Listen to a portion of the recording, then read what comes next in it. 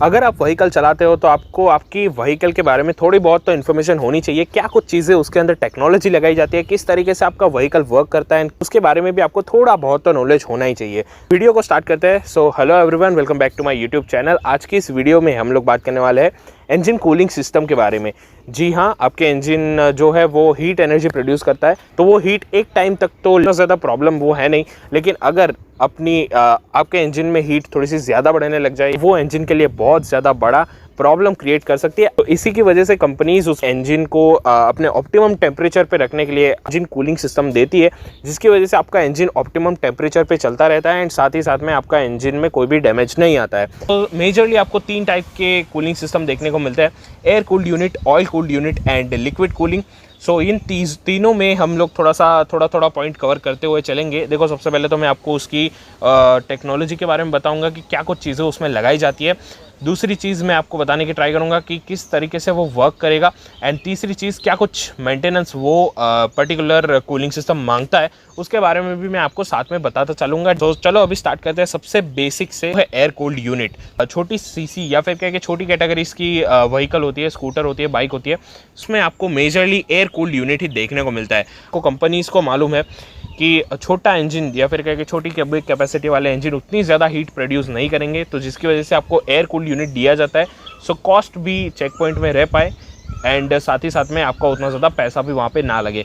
सो अब काम कैसे करता है उसके बारे में बात करते हैं। तो इंजन में जो कंबशन चेंबर में मेजरली आपकी हीट प्रोड्यूस होगी, तो कंबशन चेंबर के आसपास फिन्स डिज़ाइन किए जाते हैं। देखो, एयर कूल्ड यूनिट नाम से ही पता चलता है कि वो हवा से ठंडा होगा, तो ये जो फिन्स बनाए जाते हैं वहाँ से हवा पास होती है। जब आपकी बाइक चलेगी उस टाइम पे जो फिन्स है वहाँ पे हवा लगती रहेगी एंड हवा की मदद से वो इंजन ठंडा होगा। तो इस तरीके से एयर कूल्ड सिस्टम जो है वो काम करता है। बहुत ज़्यादा इजी, बहुत ज़्यादा सिंपल तरीके से इसको डिज़ाइन किया जाता है। दूसरी एक चीज़, इंजन ऑयल से भी आपका इंजन थोड़ा बहुत ठंडा होता रहता है, तो आपको इंजन ऑयल का भी ध्यान रखते रहना है। मेंटेनेंस बहुत ज़्यादा कम मांगता है, सिर्फ आपको एक चीज़ का ध्यान रखना है, फिन्स जो है वहाँ पे आपको रेगुलरली उसको साफ़ करते रहना है, जिसकी वजह से वहाँ पे कोई भी डस्ट पार्टिकल ना चिपके एंड अच्छे से इंजन ठंडा हो पाए। अब second thing, oil cool system. Majorly 200 CC, 250 CC, 300 CC जितनी बाइक्स होती है उसमें आपको ऑयल कूल्ड सिस्टम, आपको टेक्नोलॉजी दी जाती है। बहुत सारे लोग आपको ये कहेंगे कि oil cooling and air cooling दोनों एक ही चीज़ है, लेकिन मैं कुछ चीज़ें आपको यहाँ पे एक्सप्लेन कर दूँ। देखो, air cooled unit and oil cooled unit थोड़ा बहुत सेम हो सकता है, लेकिन कम्प्लीटली सेम नहीं है, वो अलग अलग तरीके से वर्क करता है। ऑयल कूलिंग सिस्टम जो है वो ऑयल से ही ठंडा होता है एंड एयर कूल्ड जो सिस्टम है वो एयर से ही ठंडा होता है। अब ऑयल कूलिंग सिस्टम में टेक्नोलॉजी क्या लगाई जाती है उसके बारे में बात करें। देखो, सिंपल सा फंडा है, जो एयर कूल्ड इंजन होता है उसमें फिन्स लगे होते हैं, उसी तरीके से ऑयल कूल्ड इंजन में भी फिन्स आपको देखने को मिल जाएंगे उसके कंबशन चेंबर के आसपास। लेकिन एक एडिशनल यहाँ पे चीज़ क्या लगाई जाती है, आपकी जो इंजन ऑयल है तो उसको पाइप के थ्रू इंजन के बाहर निकाला जाता है एंड वहाँ पे एक छोटा सा रेडिएटर लगाया जाता है। सो वो इंजन ऑयल जो है वो गर्म इंजन ऑयल, तो वो पाइप के थ्रू होते हुए रेडिएटर में आएगा एंड रेडिएटर में बहुत सारे छोटे छोटे फिन्स लगे होते हैं। तो आपकी बाइक जिस टाइम पे रनिंग कंडीशन में होगी या फिर चल रही होगी, तो उस टाइम पे वो वहाँ पे हवा वहाँ से भी पास होगी एंड साथ में आपके जो इंजन के फिन्स है वहाँ से भी पास होगी, तो आपका इंजन का कंबशन चेंबर भी ठंडा होता रहेगा एंड साथ ही साथ में आपका ऑयल भी ठंडा होता रहेगा। एंड वहीं से ही रेडिएटर में से ही दूसरा भी एक पाइप लगाया जाता है जो इंजन में वापस जा रहा होता है। तो इस तरीके से काम करता है। इंजन ऑयल जो होता है वो एक पाइप के थ्रू बाहर निकलेगा, आपके रेडिएटर में जाएगा, रेडिएटर से वो ऑयल थोड़ा सा ठंडा होगा एंड बाद में वापस से वो इंजन में चला जाएगा। तो इस तरीके से ऑयल कूलिंग सिस्टम वर्क करता है। अब ये टेक्नोलॉजी एयर कूल्ड यूनिट के कंपेरिजन में थोड़ी सी ज़्यादा बेटर कूलिंग आपको दे पाती है, लेकिन जो लिक्विड कूलिंग है उतनी ज़्यादा अच्छी आपको कूलिंग नहीं दे पाती है। कूल्ड यूनिट होता है वो मतलब ठीक ठाक रहता है, ओके तरीके से काम कर जाएगा, आपका सिटी में अच्छे से काम कर जाएगा, कोई वहाँ पे दिक्कत आएगी नहीं। तो ऑयल कूलिंग जो है वो दोनों के बीच का एक अच्छा ऑप्शन है। अब मेंटेनेंस के बारे में बात करें तो मेंटेनेंस में तो सेम जो एयर कूल्ड में आपको करना है, फिन्स जिस तरीके से आप एयर कूल्ड इंजन में साफ़ करते रहते हो उसी तरीके से इसमें भी आपको फिन्स साफ़ करते रहना है एंड ऑयल लीकेज का ध्यान रखते रहना है एंड ऑयल की कंडीशन को ध्यान में चेक पॉइंट में रखना है। तीसरे पॉइंट के बारे में बात करते हैं जो कि है लिक्विड कूलिंग। तो लिक्विड कूलिंग जो होती है वो सबसे ज़्यादा एडवांस टेक्नोलॉजी है जो आपकी कार्स में भी आपको देखने को मिल जाती है। लिक्विड कूलिंग जैसे नाम है वैसे ही इसका काम है, लिक्विड से ये कूल होता है, यानी कि यहाँ पे कूलेंट लगता है, कूलेंट की वजह से ही इंजन ठंडा होता है। देखो, अब इंजन की बनावट के बारे में बात करें तो इंजन को इस तरीके से बनाया जाता है कि इंजन की जितनी भी गैलरीज है, जितनी भी वॉल्स है जहाँ जहाँ पे हीटिंग हो रही है, वहाँ पे प्रॉपर रास्ता बनाया जाता है कूलेंट को सर्कुलेट होने के लिए। तो इस तरीके से जो इंजन की बनावट है वो की जाती है। साथ में कुछ एडिशनल चीज़ें भी लगाई जाती है, जैसे कि रेडिएटर, आपका रेडिएटर फैन हो गया, थर्मोस्टेट वाल्व हो गया एंड रिजर्वायर हो गया, कुछ सेंसर्स लगाए जाते हैं, टेम्परेचर सेंसर लगाया जाता है। तो ये कुछ चीज़ें साथ में ऐड की जाती है।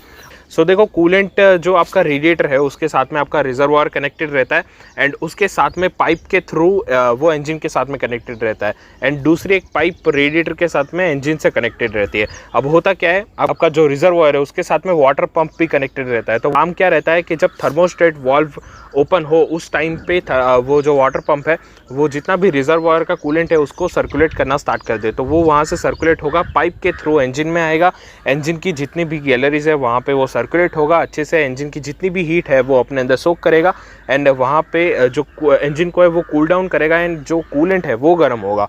तो कूलेंट दूसरा वाला जो पाइप रेडिएटर के साथ में इंजन से कनेक्टेड है वहाँ से होते हुए रेडिएटर में गर्म कूलेंट आएगा एंड रेडिएटर, आपकी बाइक जब चल रही है उस टाइम पे रेडिएटर पे हवा लगेगी, जिसकी वजह से वो जो गर्म कूलेंट इंजन से आया है वो वापस से ठंडा होगा एंड ठंडा होने के साथ में वो वापस से वो सेम साइकिल चलती रहेगी।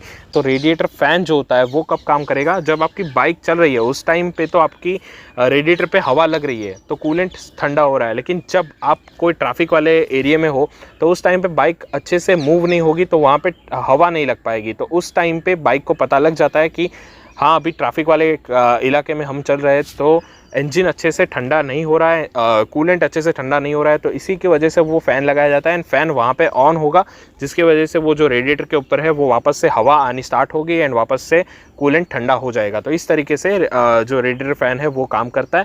तो इस तरीके से बेसिकली ये जो कूलेंट है वो सर्कुलेट होता रहता है एंड इंजन को ठंडा करता रहता है। इस तरीके से ये बेसिकली काम करता है। क्या कुछ मेंटेनेंस मांगेगा, तो देखो ये जो टेक्नोलॉजी है वो सबसे ज़्यादा एडवांस गिनी जाती है, जिसकी वजह से ये सबसे ज़्यादा टेक लोडेड होती है, बहुत ज़्यादा सेंसर्स लगे होते हैं। सो आपको इसको बहुत ज़्यादा देखभाल से रखना है, अच्छे से इसको रखना है, मेंटेन करते रहना है।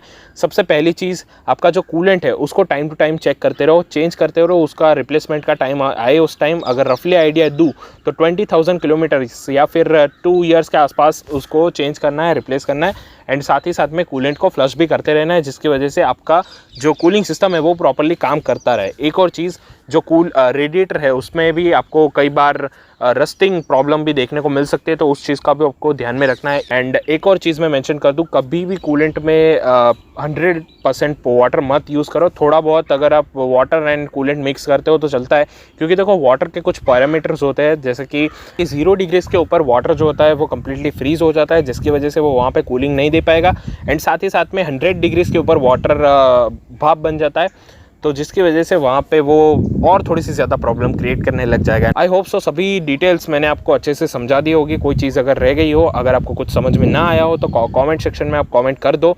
एक और चीज़, इंजन ऑयल के बारे में अगर आपको वीडियो चाहिए कमेंट कर देना एंड दूसरी कोई भी कार या बाइक के बारे में जानना हो तो कमेंट कर दो। इन्फॉर्मेटिव वीडियोज़ की ये जो सीरीज़ है वो चलती ही रहने वाली है। बाकी इस वीडियो में तो इतना ही। बाइक चलाते हो तो हेलमेट पहनो, कार चलाते हो तो सीट बेल्ट पहनो, सेफली राइडिंग करो एंड एन्जॉय करो।